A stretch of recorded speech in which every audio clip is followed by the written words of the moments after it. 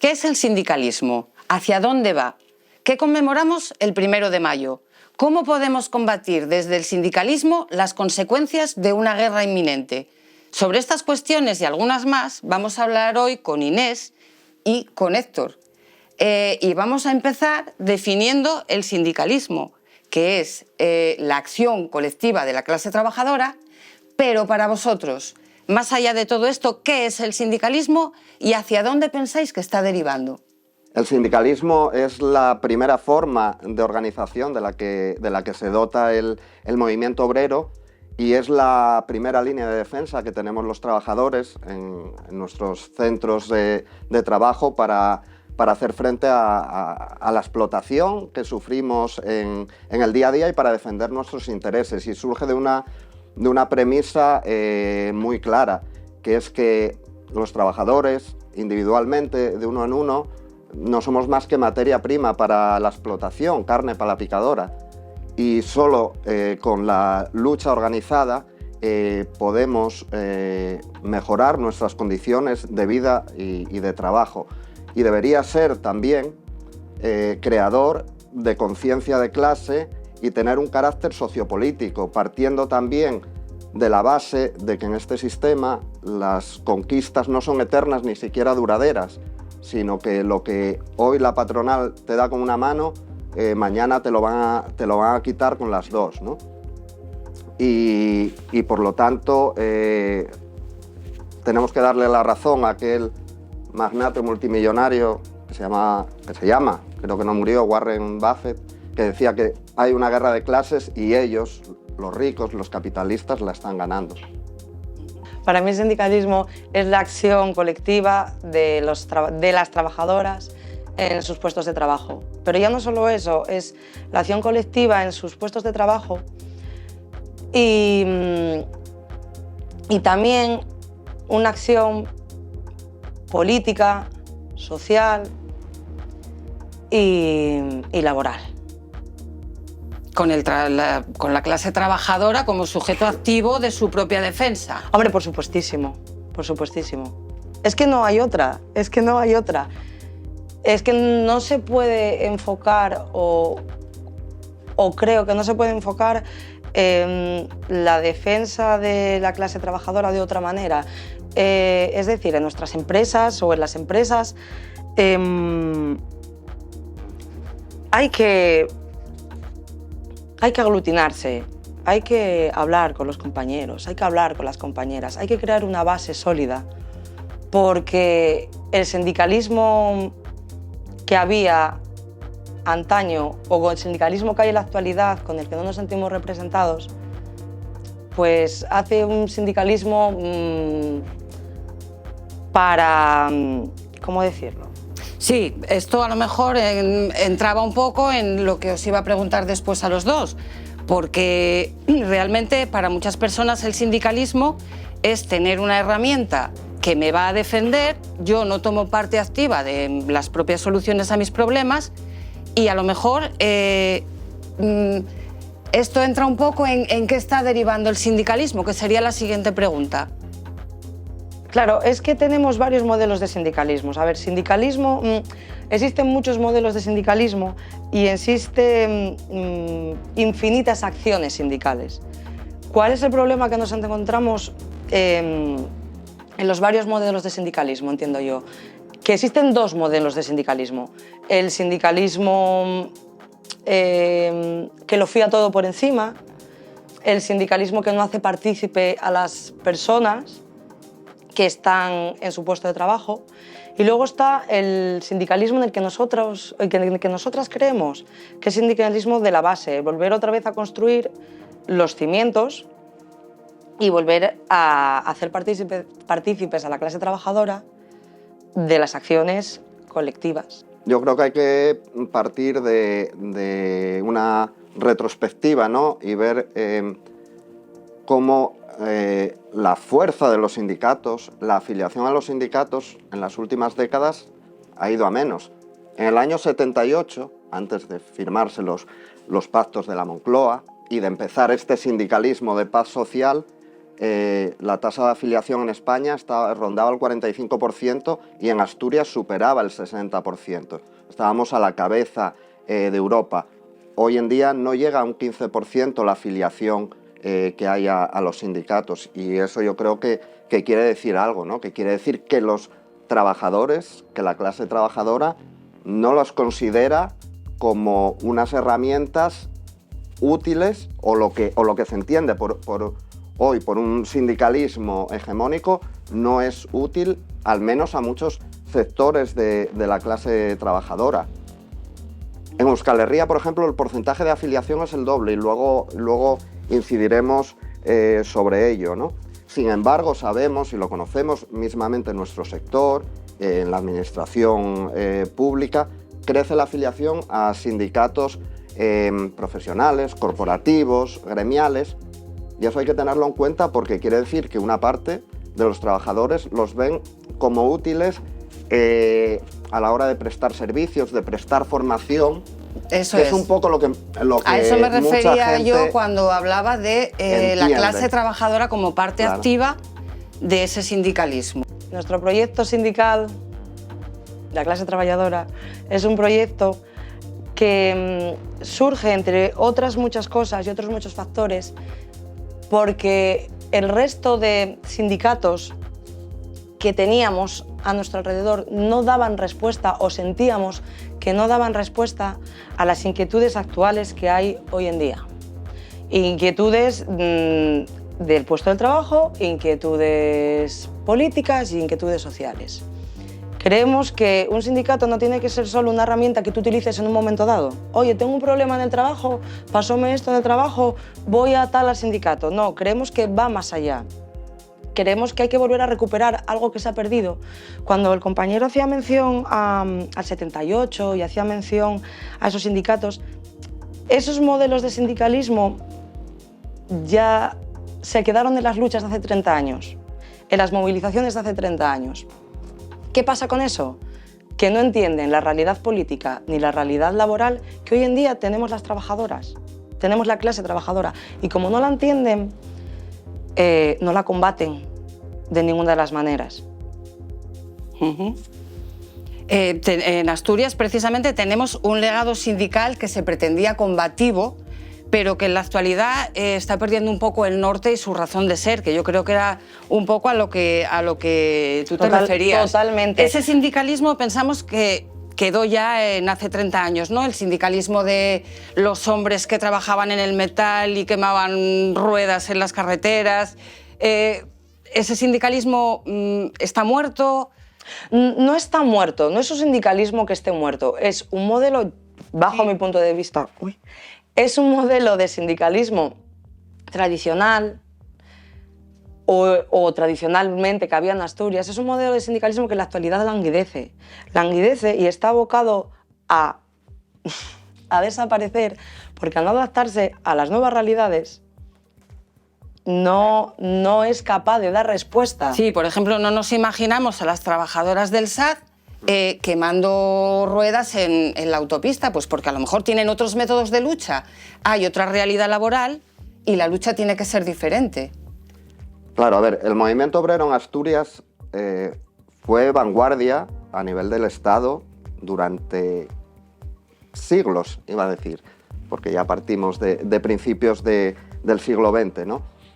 Claro, hoy la realidad, ¿cuál es? O sea, ese movimiento obrero conquistó para toda la sociedad unos niveles de bienestar, una serie de derechos que no hay en otros puntos del Estado. ¿Cuál es la realidad hoy en Asturias? La realidad hoy en Asturias es que el 25% de la población vive bajo el umbral de la pobreza, y si no fuera por las prestaciones sociales estaríamos hablando de más de la mitad de los asturianos, ¿no?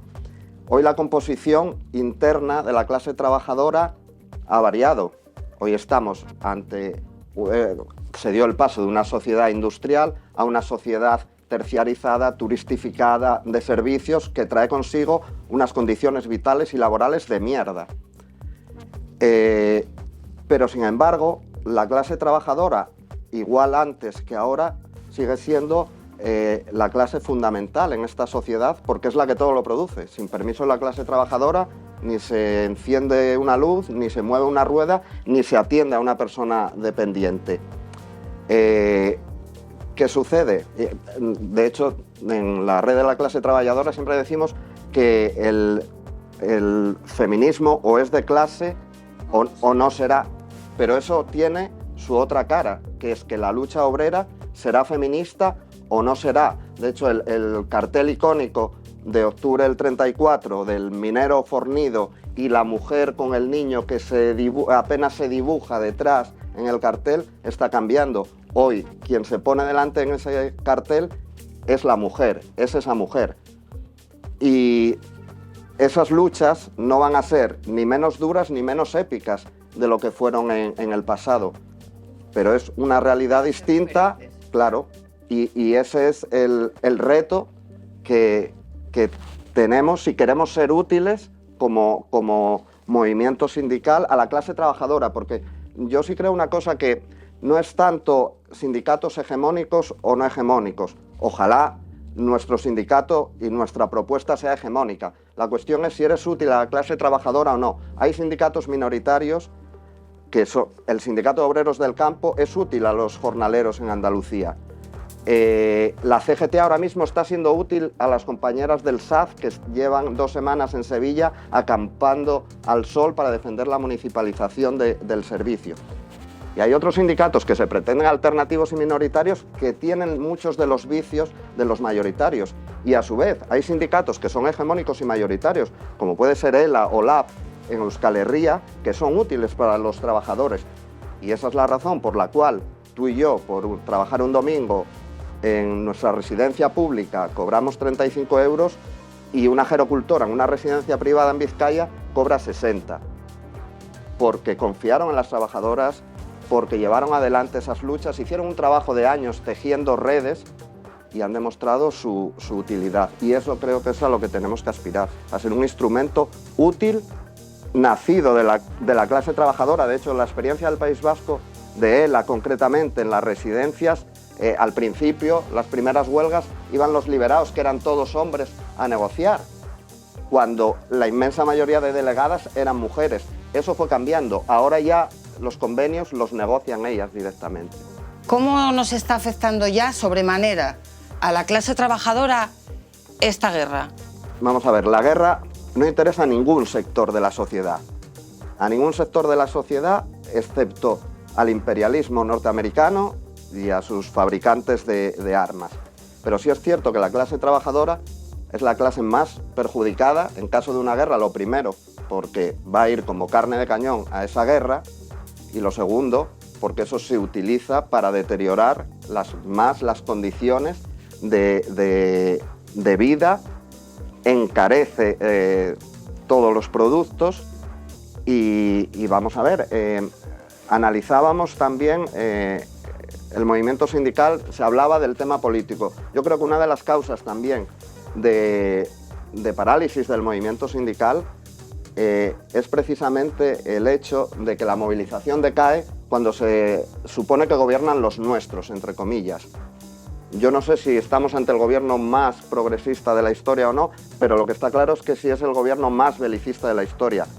Lo que se va a gastar en defensa y en armamento este año son 57.000 millones de euros, que son 10 veces más que el gasto en dependencia, que son 7 veces más que el gasto en el ingreso mínimo vital, que es 4 veces más el presupuesto de todo el Ministerio de Derechos Sociales y lógicamente eso repercute muy negativamente. Y luego, desde nuestra óptica de sindicalismo, al cual no les ajeno nada, defendemos un movimiento sociopolítico que no es neutral ante las luchas. No podemos ser neutrales ante el genocidio que está sufriendo el pueblo palestino y la resistencia por parte del Estado de Israel y la resistencia del pueblo palestino. No podemos ser neutrales ante el asedio que lleva años, una década, sufriendo el pueblo del Donbass frente a un régimen golpista como el de Kiev. Ni podemos olvidar las decenas de sindicalistas y de compañeros quemados vivos en la Casa de los Sindicatos de Odessa en 2014. Entonces nosotros tenemos que estar, por supuesto, del lado de la resistencia de los pueblos, de la lucha de los pueblos, de la autodeterminación de los pueblos y contra el imperialismo, la OTAN y las consecuencias que esta guerra va a tener para toda la sociedad y concretamente para la clase trabajadora. Todo para la clase trabajadora. Efectivamente. Por eso creemos que este 1 de mayo es necesario levantar esa bandera antibelicista. Y yo, en consonancia con lo que dice el compañero, aparte de que todo lo que dice tiene razón, mucha razón, y es innegable, parece que cuando hablamos de la guerra de allí, nos queda muy lejos, Y la gente no siente como propio esa guerra, ese conflicto, porque está muy allá. Entonces, mientras hay guerra, se encarecen los precios de todo, y a la gente, muchas veces, lo único que parece que le interesa es cuando le tocan el bolsillo. Sí. Es así. Entonces, hay que tener muy claro que la guerra solo enriquece a una parte de la población mínima y una clase social. Las que pagamos siempre el pato somos la clase trabajadora, porque sube todo, sube la vida, porque hay un conflicto. Pero hay una cosa que no sube en consonancia, que son los salarios. Entonces, mientras se va encareciendo todo... El capital humano no se encarece. Exactamente. Seguimos teniendo los mismos salarios, pero con una carestía de la vida... Y luego hay otra cosa, que es que la historia parece que siempre se repite. Es decir, lo que está sucediendo en Palestina es un genocidio imperialista y sionista. Y no han pasado ni 100 años. Y parece que la historia nunca más se va a volver a repetir. Y se está repitiendo. Y sí, no podemos ser la misma historia con diferentes actores. Claro, no podemos ser equidistantes, ni como personas, ni como sindicato. Tenemos que tener un posicionamiento claro ante algo así. Y en todo esto, ahora que se acerca el 1 de mayo, nuestro sindicato tiene una postura clara, que me vais a explicar vosotros. Clara, clarísima. ¿A qué manifestación o dónde vamos a estar el 1 de mayo? Este 1 de mayo, la red de la clase trabajadora, nuestro sindicato, va a estar en el bloque antibelicista, en la manifestación que habrá en Sisión, porque entendemos que la única guerra es la de clases. Sí que es importante ir con el bloque antibelicista y no mostrarte equidistante, y también creo que es importante acudir con tu camiseta de las 6 del grupo de apoyo a las 6 de la Suiza. El caso que tenemos de represión sindical más fuerte en los últimos años. Y que hoy tenemos la noticia, por lo menos esperanzadora, de que el Tribunal Supremo admite finalmente a trámite el recurso de casación y bueno, se abre por lo menos una puerta a la esperanza sin depositar una gran confianza en la justicia de este sistema, sino en la movilización, pero bueno, es una buena noticia. Que el Tribunal Supremo admita a trámite el recurso de la Suiza. Y eso quiere decir que por lo menos hay una pequeña línea de oye, vamos a mirar un poco, vamos a volver a leerlo. Y eso nos da un poco de esperanza. Pero viendo la noticia de las compañeras, de los compañeros de Zaragoza... porque los compañeros de Zaragoza entran en prisión. Entran en prisión, finalmente entran en prisión. Entonces, bueno, pues todas esas pequeñas cosas no hay que olvidarlas, hay que tenerlas muy presentes. Estamos viviendo un aumento de igualdad a niveles que sitúan al Estado español como el país más desigual de Europa Occidental. Y nos sitúan con unos beneficios empresariales que están en máximos históricos y que crecen 5 veces lo que los salarios. Es decir, los salarios hoy, tener un salario, tener un trabajo o tener 2 o 3 trabajos no te garantiza... No te garantiza que no seas pobre. Efectivamente, no te garantiza que no seas pobre, no te garantiza tener el acceso a una vivienda ni en régimen de propiedad ni en régimen de alquiler ni te garantiza poder desarrollar un proyecto de vida. No sé si lo somos o no, pero hubo un tiempo en el que éramos el menos desigual de Europa. El menos.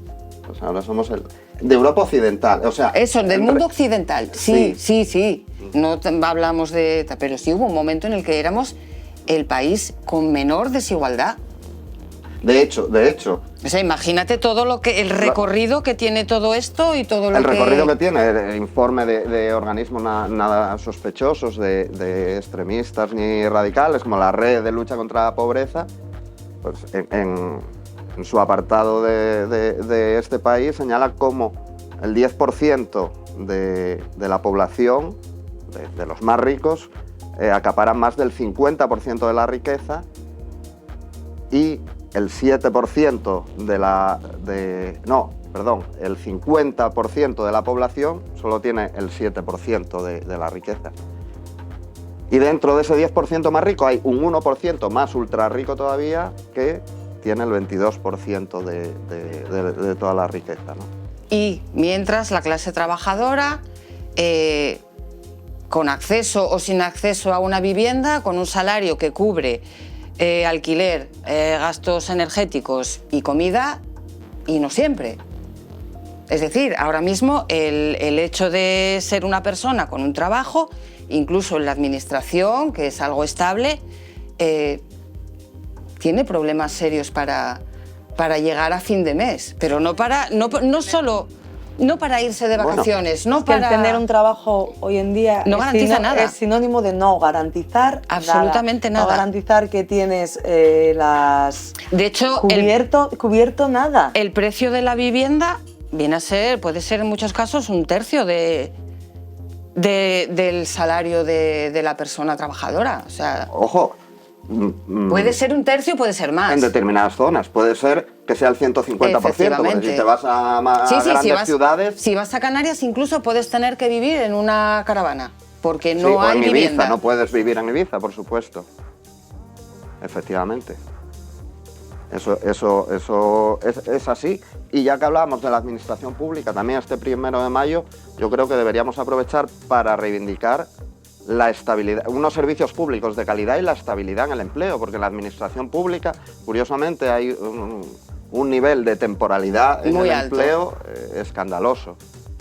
Y bueno, y además, el trabajo digno de las personas que trabajan para la administración dignifica también los servicios que damos a otras personas que son también clase trabajadora.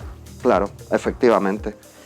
Y yo creo que, por arrimar el ascua un poco a nuestra sardina, ya como trabajadores de las residencias públicas, y hablando de este modelo sindical que nosotros defendemos, nosotros tenemos que ser el enlace precisamente con la mayoría de nuestro sector, de nuestras compañeras, que tiene mucho más difícil organizarse porque trabajan en residencias privadas, porque se está tendiendo a un modelo de privatización de la atención a la dependencia, de la atención a los mayores y en general de privatización de los servicios públicos, porque es un pastel muy jugoso para la acumulación de capital en manos de grandes empresas, en manos de multinacionales. Claro. Como bien dijo nuestra compañera Inés, el sindicato RCT estará en la manifestación de Xixón este 1 de mayo dentro del bloque antibelicista, porque nuestra única guerra es la de clases.